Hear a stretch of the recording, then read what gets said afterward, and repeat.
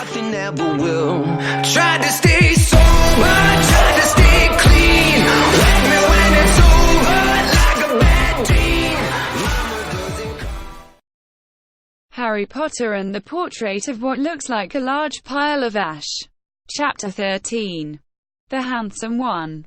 The castle grounds snarled with a wahoo of magically magnified wind. The sky outside was a great black ceiling, which was full of blood. The only sounds drifting from Hagrid's hut were the disdainful shrieks of his own furniture. Magic. It was something that Harry Potter thought was very good. Leathery sheets of rain lashed at Harry's ghost as he walked across the grounds toward the castle. Ron was standing there and doing a kind of frenzied tap dance. He saw Harry and immediately began to eat Hermione's family.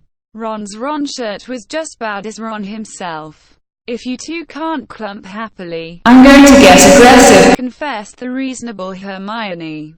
"What about Ron magic?" offered Ron. To Harry, Ron was a loud, slow, and soft bird.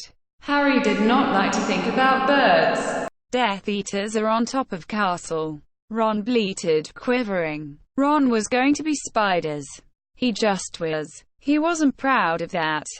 But it was going to be hard not have spiders all over his body after all is said and done. "Look," said Hermione. "Obviously there are loads of Death Eaters in the castle. Let's listen to their meetings." The three complete friends zapped onto the landing outside the door to the castle roof. They almost legged it, but witches are not climbing. Ron looked at the doorknob and then looked at Hermione with scaring pain.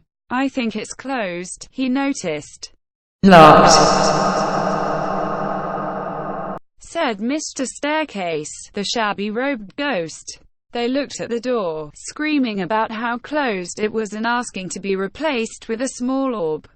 "The password was beef women," Hermione cried.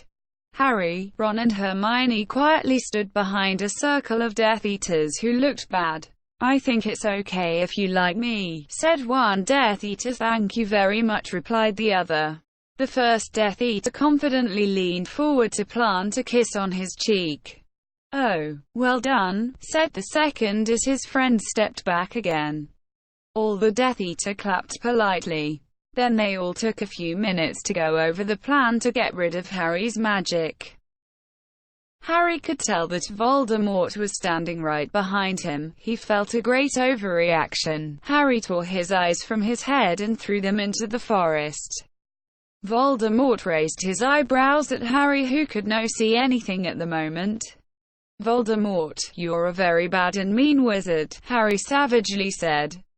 Hermione nodded encouragingly. The tall Death Eater was wearing a shirt that said, "Hermione has forgotten how to dance," so Hermione ducked his face in mud. Ron threw a wand at Voldemort and everyone applauded.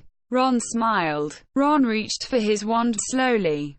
"Ron's the handsome one," muttered Harry as he reluctantly reached for his. They cast a spell or two, and jets of green light shot out of the Death Eaters' heads.